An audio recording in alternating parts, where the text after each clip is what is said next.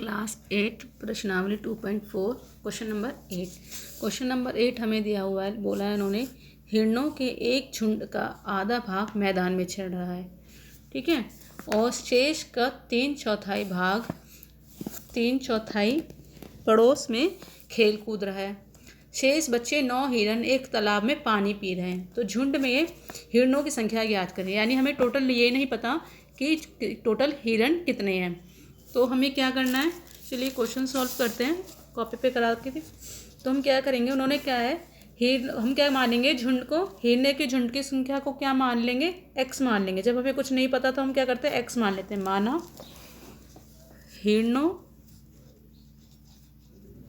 माना हिरणों के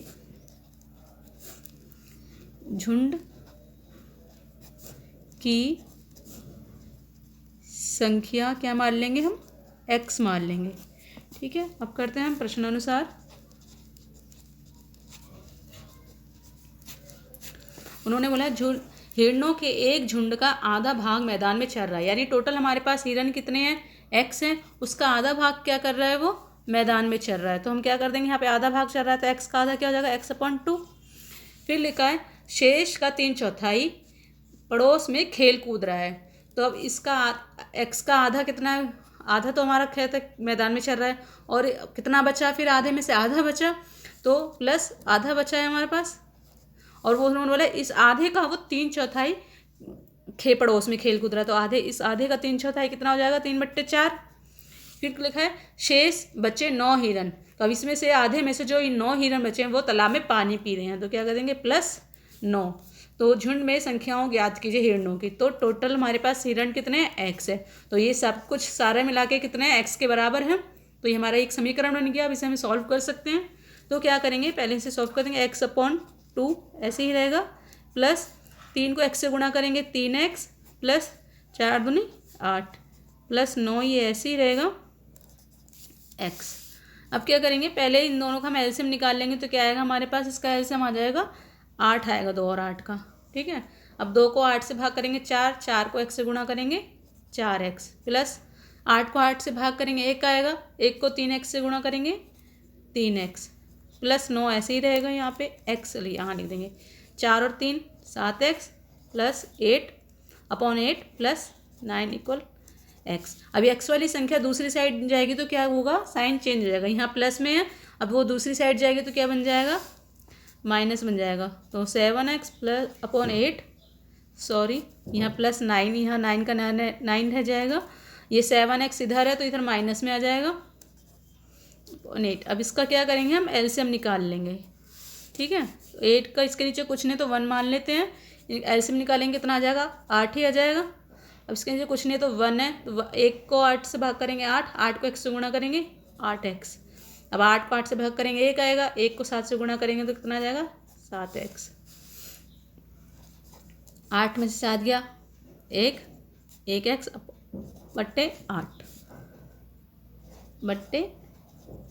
/8 ठीक है। अब ये 7 x के साथ बट्टे में 8 यहाँ भाग में है, तो दूसरी साइड आ जाएगा तो क्या बन जाएगा, वो गुणा में बन जाएगा। तो ये क्या बन जाएगा, 9×8 = 72। चाहे तो हम इसे ऐसे भी लिख सकते हैं, x = 72। यानी हिरणों की संख्या हमने क्या मानी थी, x मानी थी। तो वो क्या हो जाएगा, हिरणों की संख्या क्या हो जाएगी, हिरणों की संख्या कितनी हो गई, 72 हो गई, ठीक है।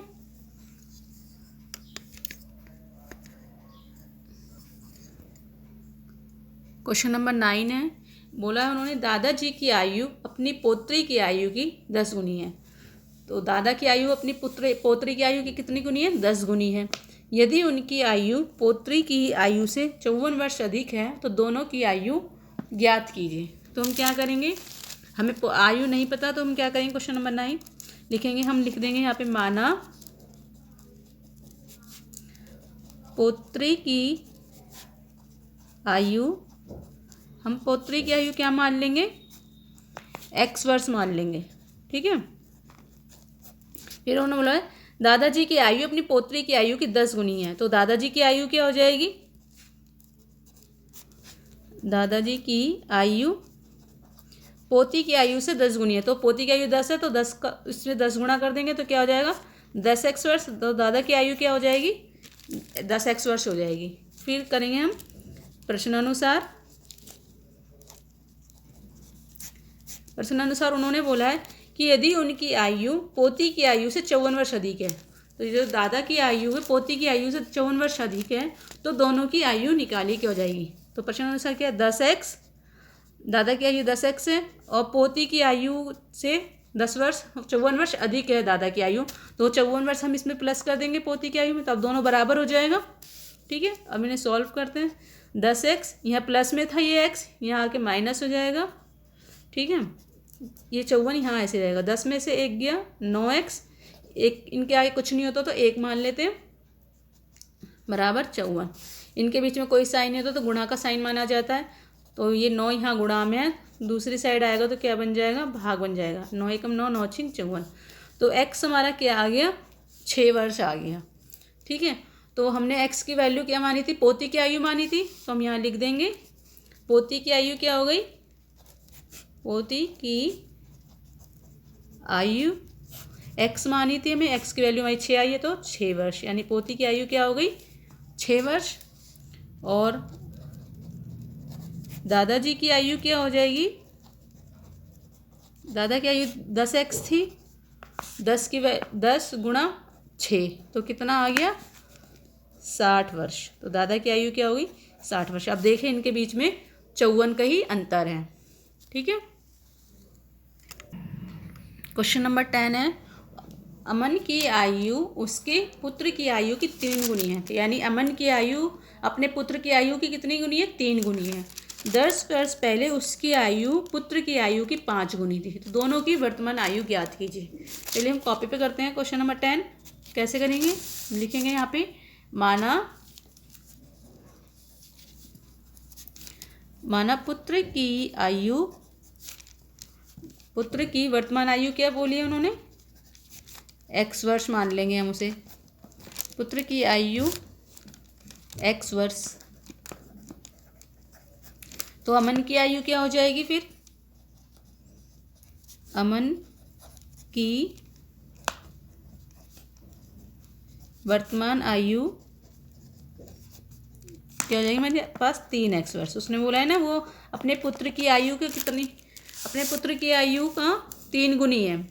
ठीक है, अब फिर उन्होंने बोला है 10 वर्ष पहले वो अपने पुत्र की आयु का 5 गुना था, तो क्या करेंगे 10 वर्ष पहले पुत्र की आयु क्या हो जाएगी, फिर 10 वर्ष पहले पुत्र की आयु, अभी उसकी आयु कितनी x वर्ष, तो 10 वर्ष पहले क्या हो जाएगी x माइनस 10 वर्ष। ठीक है, फिर 10 वर्ष पहले फिर अमन की आयु क्या मानी जाएगी, दोनों की आयु में से हम 10 माइनस कर देंगे। 10 वर्ष पहले अमन की आयु क्या हो जाएगी, अभी 3x है तो 3x में से 10 माइनस कर देंगे तो ये किसकी आ जाएगी अमन की आयु आ जाएगी। ठीक है, चलिए अब हम प्रश्नानुसार करते हैं। प्रश्नानुसार मतलब जो प्रश्न में दिया गया है उसकी शर्तों के अनुसार।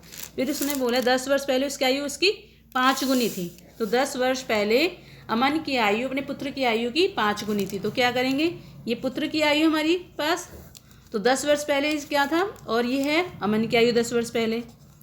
ठीक है, तो अब ये दोनों बराबर नहीं है तो इसमें क्या करेंगे 5 गुना और कर देंगे तो ये दोनों बराबर हो जाएगा। ठीक है, तो 5 को 1 से गुणा करा, हमने 5 गुणा क्यों करा है क्योंकि ये 5 वर्ष पहले अमन का 5 गुना था, तो इसलिए हम इसमें 5 गुना कर देंगे तो ये दोनों बराबर हो जाएगा। 5 को 1 से गुणा करा 5x, 5 को 10 से गुणा करेंगे 50, 3x माइनस 10।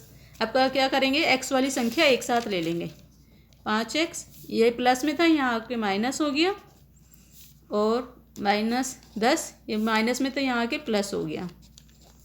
5 में से 3 गए 2x और 50 में से 10 गए 40, x यहीं रह जाएगा, 40 इधर आएगा, ये इधर गुणा में यहाँ के भाग बन जाएगा, 2 एकम 2, 2 दूनी 20। तो x की वैल्यू क्या आ गई हमारे पास 20 आ गई। तो इस तरह पुत्र की वर्तमान आयु क्या हो जाएगी, पुत्र की हमने आयु क्या मानी थी वर्तमान आयु x वर्ष, एक्स की वैल्यू हमारे पास 20 आई है, तो पुत्र की वर्तमान आयु क्या हो जाएगी 20 वर्ष, और अमन की वर्तमान आयु क्या हो जाएगी, अमन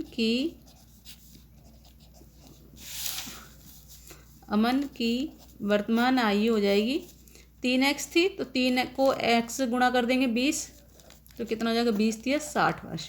तो यानी पुत्र की आयु हो गई 20 वर्ष और अमन की आयु कितनी हो गई 60 वर्ष।